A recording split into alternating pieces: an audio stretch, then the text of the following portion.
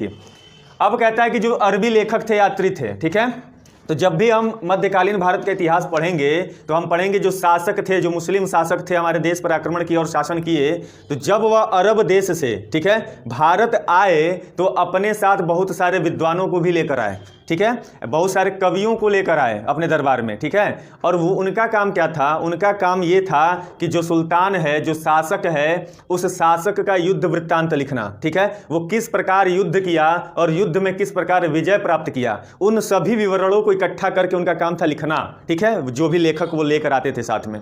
और क्या काम था? और काम ये था कि उस समय का भारतीय समाज कैसा था इसका भी विवरण देना उनका काम था, और अपने सुल्तान का बहुत ज़्यादा बड़ाई करना सबसे ज़रूरी उनके लिए यही था। जो मुस्लिम शासक थे अपने दरबार में जिन कवियों को रखते थे, जिन लेखकों को रखते थे, उनसे यही अपेक्षा रखते थे कि आप हमारे बारे में ऐसा बढ़ा चढ़ा के वर्णन कीजिए कि लोग सुने तो कहे कि बहुत अच्छा सुल्तान है, बहुत अच्छा शासक है। तो सबसे महत्वपूर्ण जो अरबी लेखक था, जहाँ से बहुत सारे प्रश्न बनते हैं, वो अरबी लेखक अल बरूनी। क्या नाम आता है बाबू? अल बरूनी। इसका नाम याद रखिएगा, अल बरूनी, ठीक है। तो ये सबसे महत्वपूर्ण लेखक है आपका अरबी लेखक अल बरूनी, ठीक है। अब कहता है कि किसके शासनकाल में भारत आया था? तो महमूद गजनी। आप मध्यकालीन भारत पढ़ोगे तो वहाँ पे इसका जिक्र आएगा। तो पहला प्रश्न यहीं से आपका बनता है कि यह किसके शासनकाल में आया था बाबू? तो आप याद रखिएगा, महमूद गजनी। महमूद गजनी के शासन काल में भारत आया था। गजनी फिल्म देखे हो? तो अल बरूनी किसके शासनकाल में आया था? महमूद गजनी के शासनकाल में भारत आया था। और इसके बाद इसका जो सबसे महत्वपूर्ण प्रश्न और बनता है, कहता है कि जो आपका अल बरूनी था वो कहाँ का रहने वाला था और इसका जन्म कब हुआ था, ये भी पूछ दिया था एसएससी के एग्जाम में। इसका जन्म जो है 973 ईस्वी में हुआ था, ये डेट पूछा था। अब सोच लो कहाँ से प्रश्न पूछ रहा है। तो आप याद रखिएगा, जो अल बरूनी था वो ख्वारिज्म, खीव है जिसको हम तुर्कमेनिस्तान कहते हैं, वहाँ का रहने वाला था और वहाँ पर उसका जन्म हुआ था 973 ईस्वी में। तो ख्वारिज्म खीव जिसको हम तुर्कमेनिस्तान बोलते हैं। तो आप मानचित्र में देखिए, ये आपका कहाँ गया? तुर्कमेनिस्तान कहाँ दिखाई दे रहा है? कहाँ ये दिखाई दे रहा है? यही तुर्कमेनिस्तान है, यहीं का रहने वाला था और यहाँ से भारत आया था। दिल्ली यहाँ पे है, ठीक है। तो यहाँ से यहाँ आया था। तो तुर्कमेनिस्तान यहाँ देख लीजिएगा आप लोग मानचित्र में, ठीक है। उसी का नाम था पहले ख्वारिज्म या खीव, ठीक है। तो यह कहाँ का रहने वाला था बाबू? ख्वारिज्म या खीव, इसी का क्या नाम? कहाँ पे? ये तुर्कमेनिस्तान में है। तुर्कमेनिस्तान का रहने वाला था। इसका जन्म कब हुआ था भाई? इसका जन्म 973 ईस्वी में हुआ था। तो ये याद रखिएगा, ये आपका डेट पूछ दिया था, ठीक है। तो देखो कहाँ से कहाँ पूछ रहा है प्रश्न आपके एग्जामों में। तो आप याद रखिएगा कि जो अल बरूनी था वो ख्वारिज्म या खीव जो कहाँ पे है बाबू? तुर्कमेनिस्तान में है, वहाँ का रहने वाला था और वहीं पर इसका जन्म हुआ था 973 ईस्वी में। क्लियर है? अब आइए, एक और चीज़ है, और ये जो अल बरूनी था ये बहुत ही विद्वान था। अल बरूनी क्या था? विद्वान था। ये अरबी, फारसी और संस्कृत भाषाओं का ज्ञाता था। ध्यान से सुनिएगा, 3 भाषाएं बहुत अच्छी तरीके से जानता था। अरबी जानता था, फारसी जानता था और संस्कृत भाषा जानता था। इसलिए यह विद्वान क्यों हो गया? क्योंकि जितने ग्रंथ हमारे देश में लिखे गए हैं, चाहे वो रामायण हो, महाभारत हो, वेद हो, पुराण हो, उपनिषद हो, है ना, वेदांग हो, ये सारे के सारे किस भाषा में लिखे हैं? संस्कृत भाषा में लिखे गए हैं। और जिसको भी संस्कृत भाषा आएगी वही तो उसका अध्ययन करके उसको पता कर पाएगा इसमें क्या लिखा हुआ है। तो देखिए, जो अरबी लेखक था अल बरूनी, वह संस्कृत का भी बहुत बड़ा ज्ञाता था, जिसके वजह से वो भारतीय ग्रंथों का अध्ययन करने में सफलता प्राप्त किया, ठीक है। और जब भारतीय ग्रंथों का अध्ययन कर लिया तब उसको पता चला कि भारतीय समाज कैसा है, ओरिजिनल मतलब वास्तविक रूप से भारतीय समाज कैसा है, ये ग्रंथों का अध्ययन करके पता लगा लिया, ठीक है। जिन लेखकों को संस्कृत आता ही नहीं था वो कहाँ से पता कर पाएंगे? वो जो देखेंगे वही पढ़ेंगे, वही लिखेंगे। बात समझ में आ रही है? तो आप याद रखिएगा कि अल बरूनी को क्या बाबू, इसे कैसे लिखूं? फारसी और संस्कृत तीनों का ज्ञान था। चलो इसलिए इसे अरबी, फारसी एवं संस्कृत तीनों भाषाओं का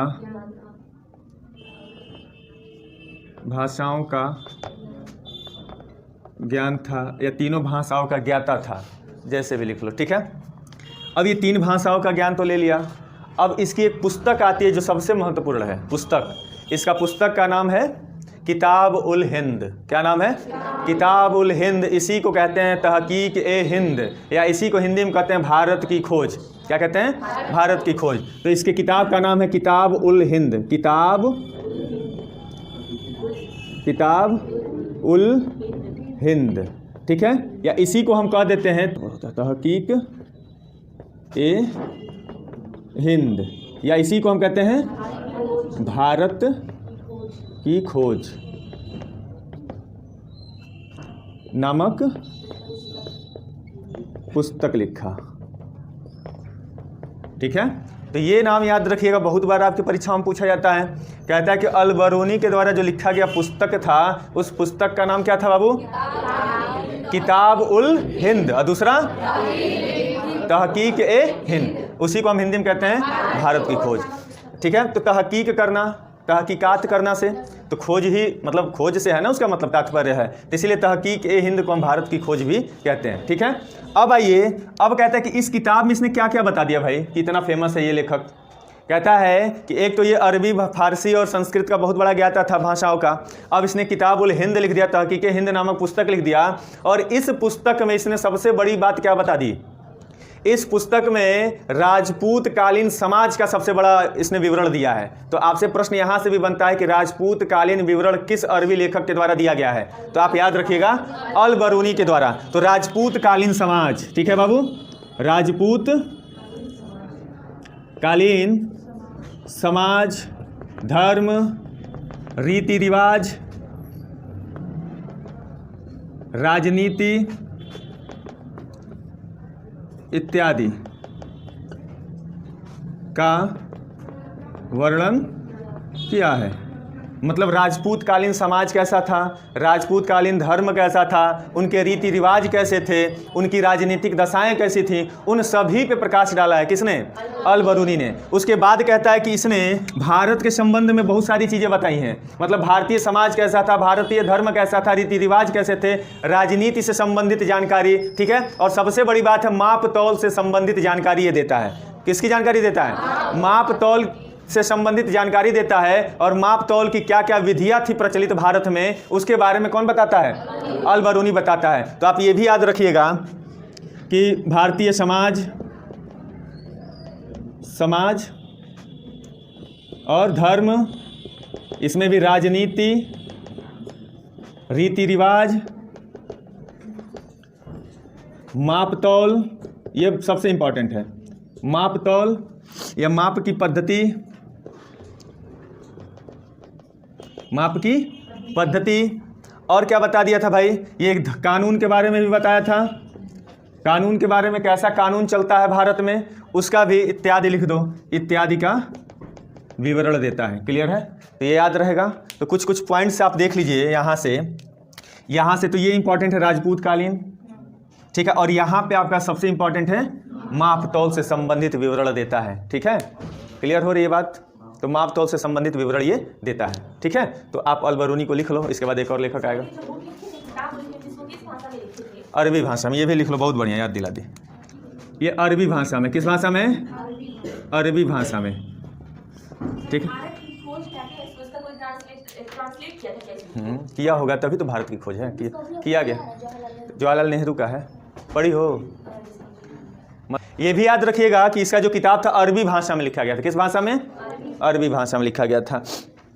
और इसमें जो 80 अध्याय थे। कितने अध्याय थे? 80 अध्याय।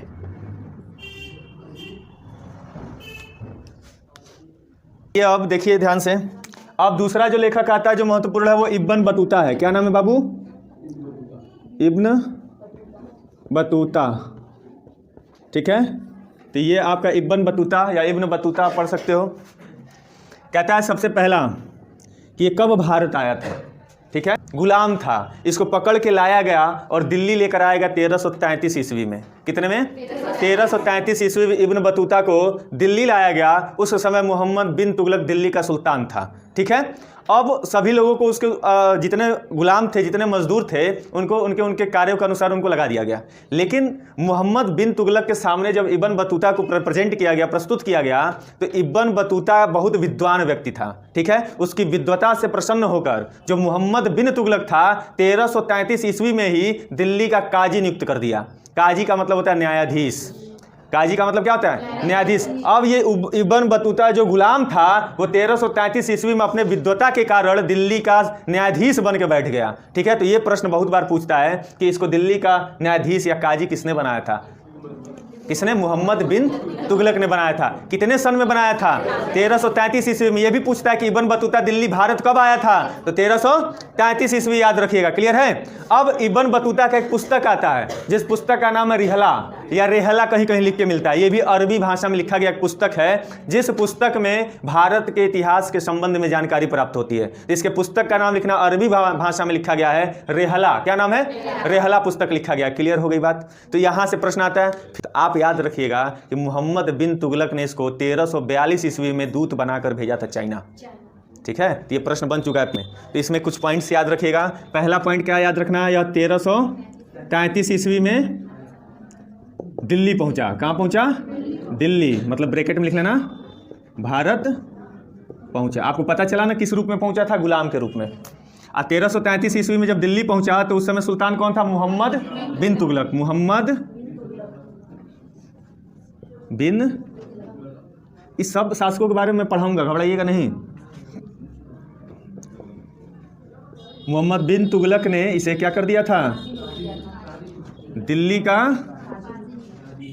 काजी। कहते हो ना मियाँ बीबी राजी तो क्या करेगा काजी? सुने हो? आजकल डायलॉग मारते हैं सब जो लव मैरिज करने वाले बच्चे होते हैं। कहते हैं जब मियाँ बीबी राजी तो क्या करेगा काजी? मतलब काजी मतलब न्यायाधीश क्या करेगा, ठीक है। जज क्या कर लेगा मेरा? तो काजी का मतलब न्यायाधीश, याद रखिएगा। दिल्ली का काजी नियुक्त किया, याद रखिएगा। क्लियर है? इसकी एक किताब थी अरबी भाषा में। किस भाषा में बाबू? अरबी भाषा में इसका पुस्तक था रिहला, या कहीं कहीं लिखा हुआ मिल जाता है रेहला। ये आपका क्या है बाबू? पुस्तक है। ये बहुत इंपॉर्टेंट है, याद रखिएगा। और इसको 1342 ईस्वी में दूत बनाकर, क्या बनाकर? दूत बनाकर चीन भेजा गया। कहाँ भेजा गया बाबू? चीन भेजा गया। चलो लिख लो। देख रहे हो ना?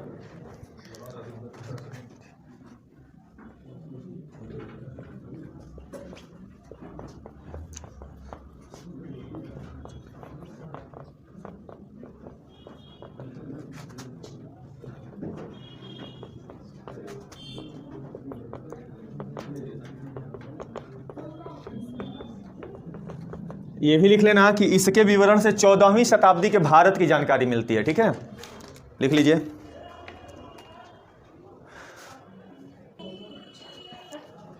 ऑन हो गया ना? तो यहां से लिख लीजिएगा। ये भी लिख लिया आप लोग? चलिए तो देख लीजिएगा। अल मसूदी जो था मुरुरज जहब में तत्कालीन भारतीय समाज का विवरण दिया था। फिर उसके बाद सुलेमान, तो सुलेमान क्या बताता है? प्रतिहार और पाल राजाओं, दो शासकों का नाम याद रखिएगा कि सुलेमान जो है प्रतिहार और पाल राजाओं के बारे में जानकारी देता है, ठीक है। फिर उसके बाद मीर मोहम्मद मासूम आता है। यह एक किताब लिखता है जिस किताब का नाम क्या नाम है? तारीख हिंद है, ठीक है। और इसमें ये सिंध के इतिहास और मोहम्मद बिन कासिम की जो सफलताएं थी उसका ये वर्णन करता है, ठीक है। तो इस तरह से याद रखिएगा ये। तो चलिए बताइए, अल बरूनी किसके शासनकाल में आया था? बहुत बढ़िया। ये कहाँ का रहने वाला था?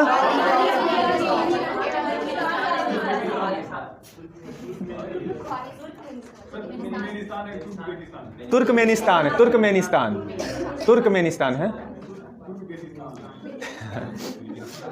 तुर्कमेनिस्तान है, ठीक है। म है, म।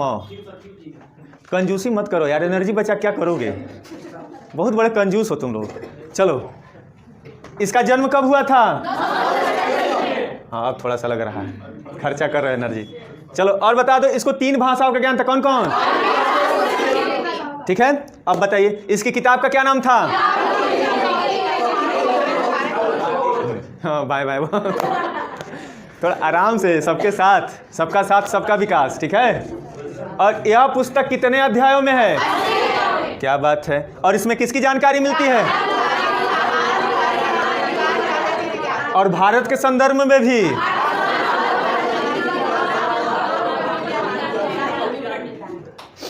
वो गाना सुने, पता नहीं किस दिशा में जा रहे हो, गाना सुने हो? कौन है दिशा में लेके चल रहे बटोहिया। उसके बाद कौन आया भाई? कब आया दिल्ली? और इसको काजी किसने बनाया? क्यों बनाया था? उस विद्वता के कारण, विद्वान था, ठीक है। और यह अरबी भाषा में क्या लिखा था भाई? रिहला या फिर रेहला नामक पुस्तक लिखा था। इसको दूत बनाकर चीन कब भेजा गया? किसने भेजा? क्लियर है। और एक और बता दो, इसके किताब से भारत की जानकारी मिलती है तो कब का मिलता है?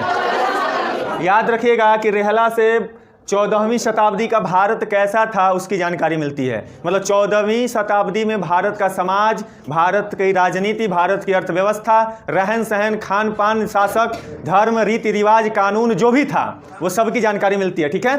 अब आइए उसके बाद कौन आता भाई? अल मसूदी के